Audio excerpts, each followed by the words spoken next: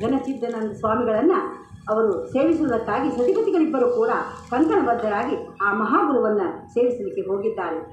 ಯಾವ ವ್ರತ ನೇಮ ನಿಷ್ಠೆಗಳನ್ನು ದಂಪತಿಗಳು ಕೂಡಿಯೇ ಮಾಡಬೇಕು ಅನ್ನೋದು ಶಾಸ್ತ್ರ ಇದೆ ತಂದರೆ. ಇವತ್ತಿನ ದಿವಸ ಏನಾಗ್ತದೆ, ಶಾಸ್ತ್ರ ನಿಂದೇನು ಕೆಲಸ ಅದ, ನಾವೊಬ್ಬ ಮಾಡ್ಕೊಂಬರ್ತೀನಿ ಹೇಳು ಅನ್ನುವಂಥ ಮನ್ಯಾಗ ಗಂಡಸರು ಇರ್ತಾರೆ. ಇನ್ನು ಕೆಲವು ಹೆಣ್ಮಕ್ಳು ನಮಗೇನು ಬೇಕಾಗಿಲ್ಲ ಹೇಳಿ ನೀವೊಬ್ಬ ಹೋಗಿ ಮಾಡ್ಕೊಂಬನ್ನಿ ಅಂತ ಕೆಲವರು ಇರ್ತಾರೆ.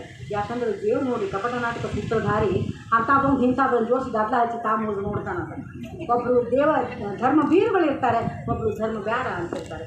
ಹಣಪಣಿ ನಡೆದಿರ್ತಾರೆ ನೋಡಿ, ನಿತ್ಯ ಕುರುಕ್ಷೇತ್ರ ಮನೆಯೊಳಗೆ. ಒಂದು ಸತ್ಯನಾರಾಯಣ ಪೂಜೆ ಮಾಡ್ಬೇಕಂದ್ರೆ ಒಂದು ತಿಂಗಳು ಜಗಳ, ಮಾಡೋಣಂತ ಹೇಳ್ತಿ ಮಾಡೋಣಂತ ಗಂಡ, ಮಾಡುವಂಥ ಗಂಡ ಮಾಡಬೇಡಂತ ಹೇಳ್ತಿ. ಕಂಡಾಪಟ್ಟಿ ತುಟ್ಟಿ ಕಾಲ್ಮಾನ ಎಲ್ಲಿದ್ದೇಳ್ರಿ, ಕಂಡಾಪಟ್ಟಿ ಆಚಾರ ಕರೋದು 60 70 ಅಡಿಕೆ ಉತ್ತತ್ತಿ ಎಲ್ಲ ಬೆಳ್ಕೊಟ್ಟು ಕೊಡ್ತಾರೆ. 5 ರೂಪಾಯಿ ಒಂದು 10 ರೂಪಾಯಿ ಒಂದು ಅಡಿಕೆ ಆಗ್ಯಾವ, ಅವ್ರು ಇಷ್ಟ ಕೊಡ್ತಾರೆ. ಬೇಡ ಬೇಡ ಸುಮ್ಮನೆ ನಾವು ಕಡಿಮೆ ಅಂತಾರೆ. ಈಗಂತೂ ಎಲ್ಲ ಕಡೆ ಬಿಟ್ಟು ರೇಪ್ ಹಚ್ಕೊಂಡು ಮನ್ಯಾಗ ಪೂಜೆ ಮಾಡುವಂಥ ಕಾಲ ಬಂದಿದೆ. ಹಂಗಾಗ್ತಂದ್ರೆ ಪುರೋಹಿತರು ಐನಾರು ಏನು ಮಾಡೋದು ರೀ, ಅವ್ರು ಎಲ್ಲಿ ಹೋಗಿ ಹೊಟ್ಟೆ ತುಂಬ್ಕೊಳ್ಳಿಕ್ಕೆ ಅವ್ರನ್ನ ಕರೆಸಿದಾಗ ಅವ್ರಿಗೊಂದು ಅನ್ನಕ್ಕೆ ಹಾದಿ ಆಗ್ತಿರ್ತದೆ. ಅಂಥದ್ರಲ್ಲಿ ನಿಮಗೆ ನೀವೇ ಎಲ್ಲ ಮಾಡ್ಕೊಳಕ್ಕಾಗ್ತರಲ್ಲಿ ಅದಕ್ಕೂ ಬೇರೆ ಉಳಿಯೋದಿಲ್ಲ ಅನ್ನೋದು ಇಷ್ಟೇ. ಇದರ ತಾತ್ಪರ್ಯ ಇಷ್ಟೇ. ಆ ನೆವದಿಂದ ಮನೆಗೆ ದೊಡ್ಡವರು ಬಂದು ಅವ್ರ ಪಾದ ಹಾಕಬೇಕು, ಪ್ರಸಾದ ಸ್ವೀಕಾರ ಮಾಡಬೇಕು, ನಿಮ್ಮನ್ನು ಹರಿಸಿ ಹೋಗಬೇಕು ಅನ್ನೋದು ಶಾಸ್ತ್ರ. ಹಾಗಾಗಿ ಯಾವ ಹೆಣ್ಣು ಮಕ್ಕಳನ್ನು ಕರೆದುಕೊಂಡು ಸತಿಪತಿಗಳಿಬ್ಬರು ಕೂಡ ಏನೇ ಒಂದು ಧರ್ಮ ಕಾರ್ಯ ಮಾಡಬೇಕು. ಇವತ್ತು ಹೆಣ್ಮಕ್ಳು ಕಾರಣ ಒಂಚೂರು ಭಾಳ ಸಿಟ್ಟು ಹೇಳ್ತಾರೆ. ಎಲ್ಲ ನಿನಗೇನು ತಿಳಿತದೆ, ಸುಮ್ಕೂಡು, ಹೆಣ್ಮಕ್ಳು ಬೂದಿ ಮಣಕಾಲ ಕೆಳಗೆ ಒಂದು ಬಿಡ್ತಾರೆ.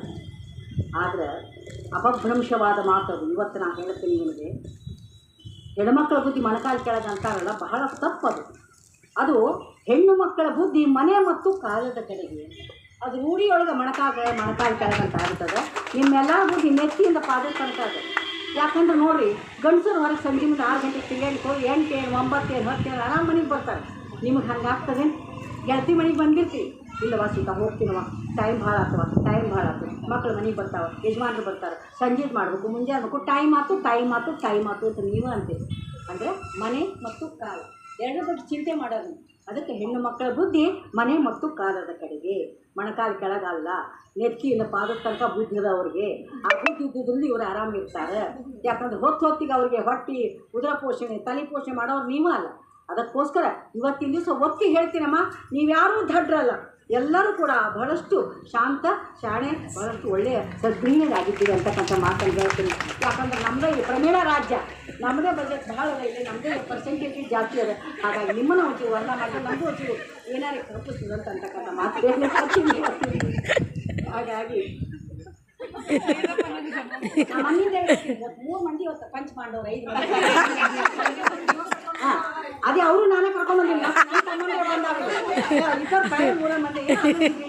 ಓಡಾಡ್ತಾರೆ ಆದರೆ ಇವತ್ತಿನ ದಿವಸ ನಿಜವಾಗ್ಲೂ ಇದು ಹೇಳೋದಂದ್ರೆ ನಮ್ಮ ಹೆಣ್ಣು ಮಕ್ಕಳಿಗಾಗಿ ಈ ಒಂದು ಉತ್ಸವ ನಡೀತಾ ಇದೆ ಅಂತಕ್ಕಂಥ ಮಾತನ್ನು ಹೇಳ್ತೀನಿ. ಯಾಕೆಂದರೆ ನಿಮಗಿರ್ತಕ್ಕಂಥ ಉತ್ತರ ಜವಾಬ್ದಾರಿ ಅವ್ರಿಗಿಲ್ಲ. ಹೆಣ್ಮಕ್ಳ ಬುದ್ಧಿ ಮಣಕಾಲ ಕೆಳಗಂತ ಅನ್ನೋರು ಇವತ್ತಿನ ದಿನ ಅನ್ಬೇಡ್ರಿ ಅಂತ ನೀವು ಹೇಳಿಬಿಡ್ರಿ. ಯಾಕಂದ್ರೆ ನಾನೇ ಸಾಕ್ಷಿ ಇದ್ದೀನಿ. ಯಾವ ರಾಜ ದಂಪತಿಗಳು ಬಹಳಷ್ಟು ಗುರುಗಳನ್ನು ಅವರ ಸೇವೆಯನ್ನು ಮಾಡಿ ಅದಕ್ಕೆ ನೋಡ್ರಿ ಹೆಣ್ಣು ಮಕ್ಕಳಿಗೆ ಗೃಹಿಣಿ ಗೃಹಂ ಉಚ್ಯತೆ ಅಂತ ಹೇಳ್ತಾರೆ. ಯಾವ ಹೆಣ್ಣು ಮಗಳು ಮನೆಯಲ್ಲಿ ಸಂತೋಷದಿಂದ ಇರ್ತಾಳೋ, ಯಾವ ಹೆಣ್ಣು ಮಗಳು ಮನೆಯಲ್ಲಿ ಧರ್ಮ ಬೀರುವಾಗಿರ್ತಾಳೋ, ಯಾವ ಹೆಣ್ಣು ಮಗಳು ಮನೆ ಬಂದಂಥ ಅತಿಥಿಗಳನ್ನು ಆಧರಿಸ್ತಾ ಇರ್ತಾಳೋ ಆ ಮನೆಯಲ್ಲಿ ಲಕ್ಷ್ಮಿ ತಾಂಡವವಾಡ್ತಾ ಇರ್ತಾಳೆ. ಆ ಪ್ರಕಾರವಾಗಿ ಗೃಹಿಣಿ ಗೃಹಂ ಉಚ್ಯತೆ ಅಂತ ಹೇಳ್ತದೆ ನಮ್ಮ ಸನಾತನ ಸಂಸ್ಕೃತಿ. ಅಂಥ ಯಾವ ರಾಜ ದಂಪತಿಗಳ ಸೇವೆಗೆ ಸಂತುಷ್ಟರಾದಂಥ ಯಾವ ಚಿದ್ಘನ ಶಿವಾಚಾರ್ಯರು ಅವರಿಗೆ ಪಂಚಾಕ್ಷರಿ ಮಂತ್ರವನ್ನು ಉಪದೇಶ ಮಾಡಿದ್ದಾರೆ. ಅವರನ್ನು ಆಶೀರ್ವದಿಸಿ ಕಾಶಿಗೆ ಅವರು ಪ್ರಯಾಣವನ್ನು ಬೆಳೆಸಿಬಿಟ್ಟಿದ್ದಾರೆ ನೋಡಿ. ಯಾವಾಗ ಮುಂದೆ ಆ ಗುರುವಿನ ಆಶೀರ್ವಾದದಿಂದ ಕೆಲವು ದಿನಗಳಲ್ಲಿ ರಾಣಿ ಅಮೃತವತಿ ದೇವಿ ಗರ್ಭಿಣಿಯಾಗಿದ್ದಾಳೆ. ಗುರುಗಳ ಅನುಗ್ರಹ ಆಗಿಬಿಟ್ಟಿದೆ. ಆದಾಕ್ಷಣಕ್ಕೆ ಮೊದಲೇ ಶಿವನ ಪರಮ ಭಕ್ತರವರು. ಅವರಿಗೆ ಯಾವಾಗ ಗರ್ಭವತಿಯಾದಾಗ ಶುಭ ಚಿಹ್ನೆಗಳು ಕಾಣ್ತಾ ಇದ್ದಾವೆ.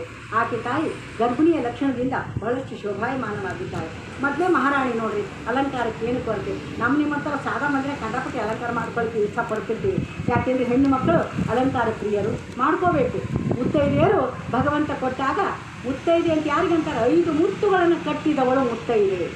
ಹಣೆಯಲ್ಲಿ ಕುಂಕುಮ, ಮೂಗಿನಲ್ಲಿ ಮೂಗುತಿ, ಕೊರಳಲ್ಲಿ ತಾಳಿ, ಕೈಗಳಲ್ಲಿ ಬಳೆ, ಕಾಲುಗಳಲ್ಲಿ ಕಾಲುಂಗುರ, ಪಿಲ್ಲೆ, ಪೈಜನ, ರುಳಿ ಎಲ್ಲ ಹಾಕೋಬೇಕಮ್ಮ ಭಗವಂತ ಕೊಟ್ಟಾಗ. ಅಯ್ಯೋ ನಮ್ಗೆ ಆಗಂಗಿಲ್ಲ ಬಿಡಿ, ಕ್ಯೂಟ್ ಅದು ಬೇಕಂತ ಹೇಳ್ತಾರೆ ಗೊತ್ತಾ. ಆ ಕ್ಯೂಟ್ ಅನ್ನೋ ಕಣ್ಣಿಗೆ ಕಾಣಿಸಂಗಿಲ್ಲ, ಹಾಕ್ಕೊಳ್ಳೋ ಯೋಗಿತಾನೂ ಬೇಕು.